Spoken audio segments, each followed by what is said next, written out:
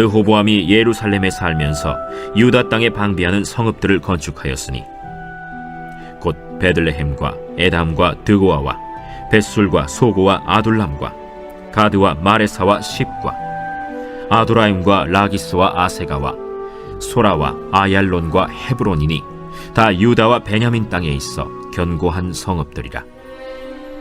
르호보암이 그 방비하는 성읍들을 더욱 견고하게 하고 지휘관들을 그 가운데에 두고 양식과 기름과 포도주를 저축하고 모든 성읍에 방패와 창을 두어 매우 강하게 하니라.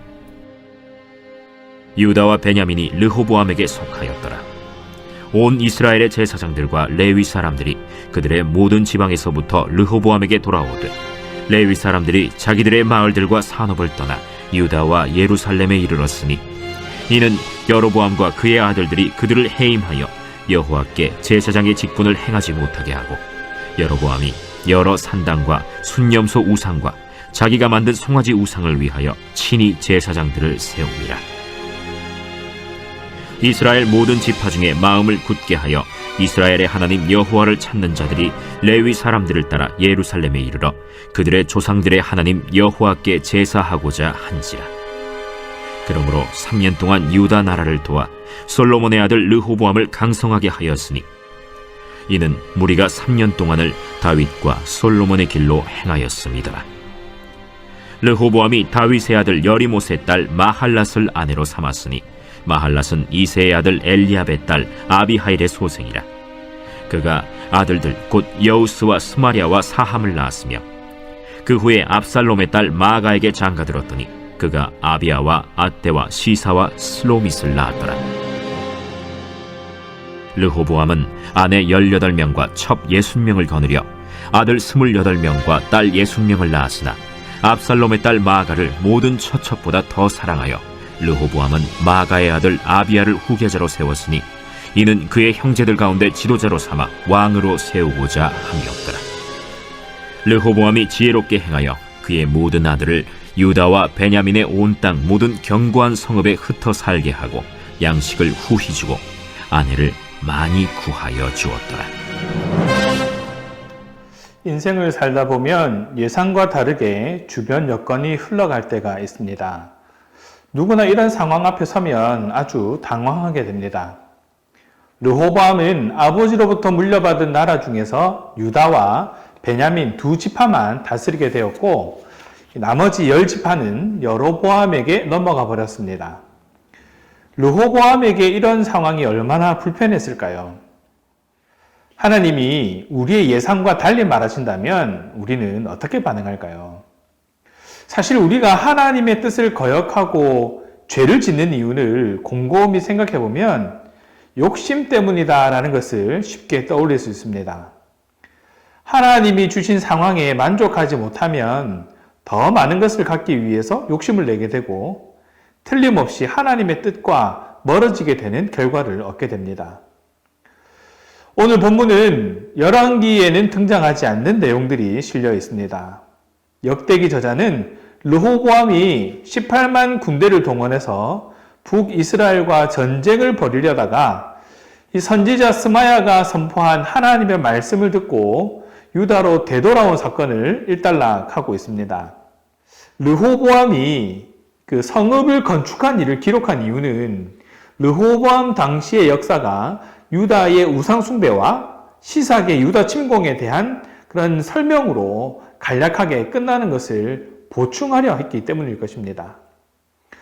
하나님이 두 지파만을 허락하셨음을 인정하고 왕으로서 최선을 다하는 그런 삶을 살아가는 모습을 보여주고 있습니다.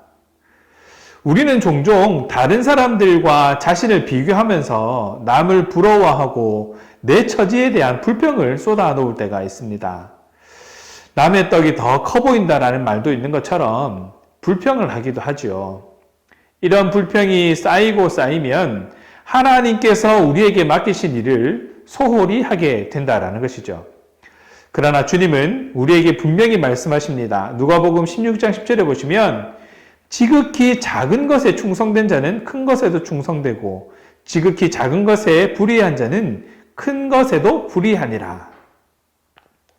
하나님이 우리에게 맡기신 일이라면 작은 일이라도 최선을 다하는 것이 하나님의 주권을 인정하고 그 뜻에 굴복하는 사람의 마땅한 태도일 것입니다. 하나님은 이렇게 당신에게 굴복하는 사람들을 통해서 당신의 뜻을 이루어 가십니다.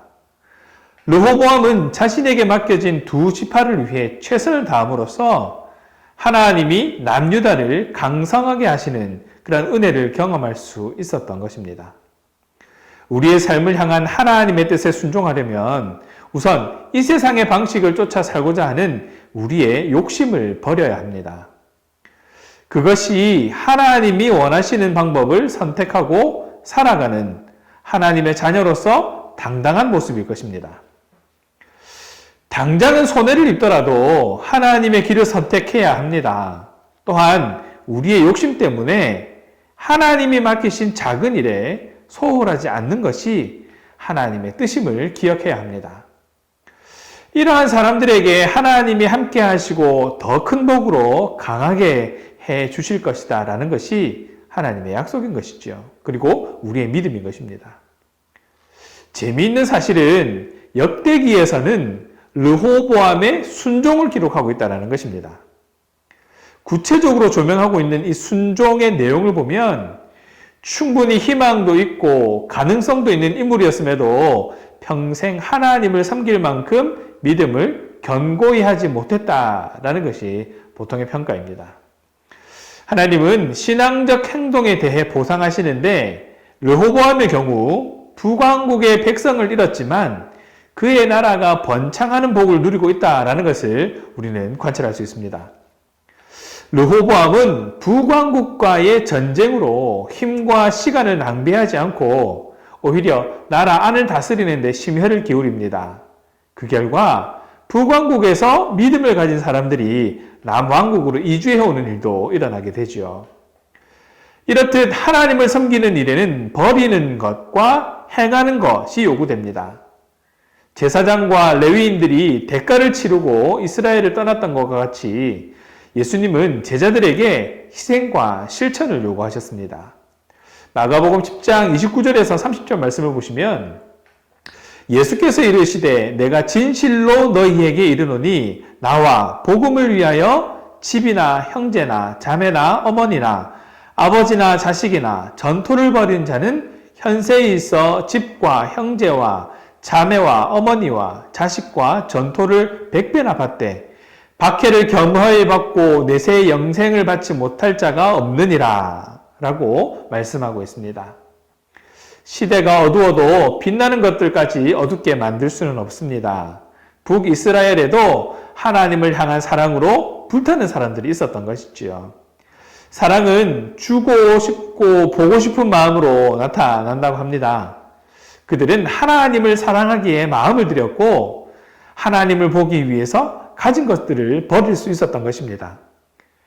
그들은 레위 사람들을 따라 예루살렘으로 모여들었고 오직 여호와 하나님께 제사하며 하나님의 왕되심을 인정하는 신실한 삶을 선택합니다.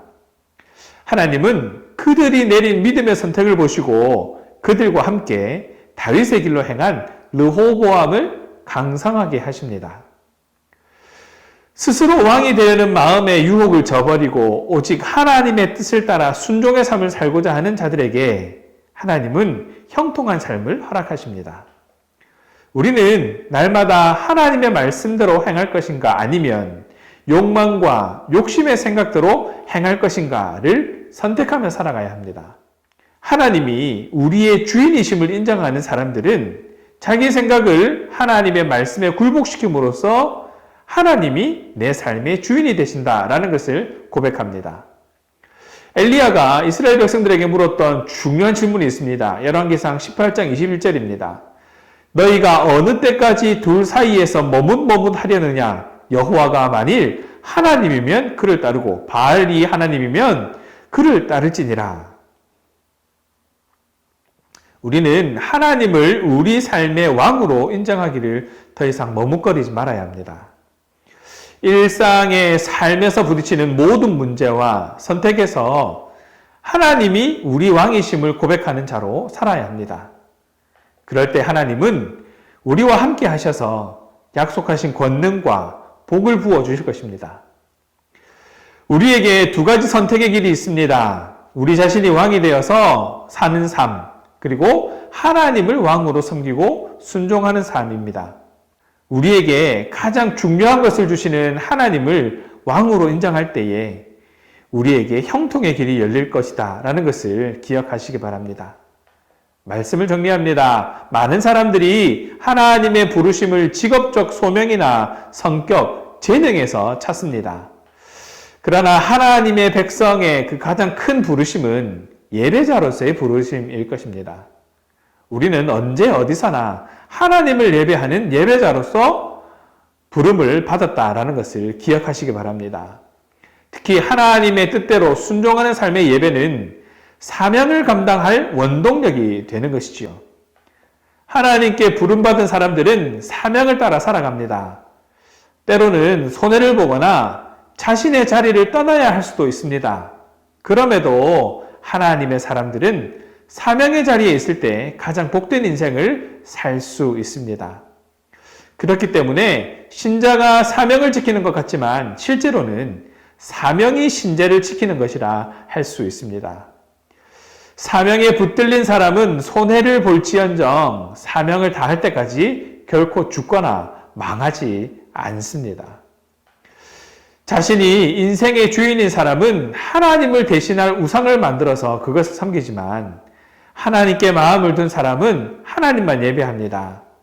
은사와 부르심이 각각 다르지만 공통으로 지켜야 할 사명이 있다면 그것은 순종의 예배일 것입니다.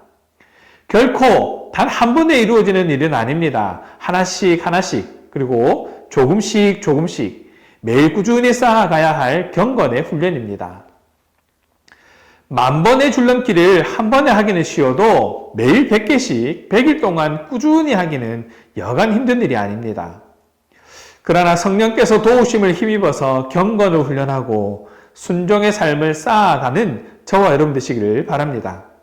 더 잘하기 위한 몸부림은 그런 욕심은 필요합니다. 그러나 그 욕심이 역전되어서 하나님의 뜻을 거스르게 된다면 그것은 과감히 버려야 할 것입니다. 하나님께만 욕심을 내는 믿음으로 주신 복을 마음껏 누리는 저와 여러분 되기를 주님의 이름으로 축원합니다. 기도하겠습니다. 사랑의 하나님 감사합니다. 오늘도 우리에게 귀한 말씀을 통하여서 하나님의 뜻을 발견하고 또 그 말씀을 붙잡고 우리의 삶을 합당한 삶으로 이어나갈 수 있도록 하나님을 붙잡게 하시는 은혜를 감사합니다. 하나님, 우리에게 귀한 은혜 주셨는데 그 은혜를 기억하며 살아가는 우리의 삶이 되기 원합니다. 무엇보다 잘하고자 하는 욕심으로 하나님께 더 가까이 나가고 싶습니다. 그러나 혹시 이 욕심이 앞서서 역전하는 경우가 생긴다면 하나님 과감히 우리를 깨쳐주시고 넘어뜨려 주셔서 하나님 보시기에 합당한 모습으로 하나님의 기쁨이 되고 합당한 열매 맺는 삶이 될 수 있도록 다듬어 주시옵소서. 그래서 보다 더 하나님이 기뻐하시는 모습으로 최고의 순종으로 영광 돌리는 우리의 삶이 되게 하시고 최선을 다하는 마음으로 하나님의 영광을 바라보는 하나님 나라를 기억하는 우리의 삶이 될 수 있도록 주님 인도하여 주시옵소서. 내게 주신 그 은혜를 기억하며 그 은혜를 붙잡고 하나님께 더 가까이 나가는 한 걸음씩 한 걸음씩 꾸준하게 성장해 나가는 그런 우리 삶이 될 수 있도록 하나님 인도하여 주시옵소서. 감사합니다 주님. 우리 주 예수 그리스도 이름으로 기도합니다. 아멘.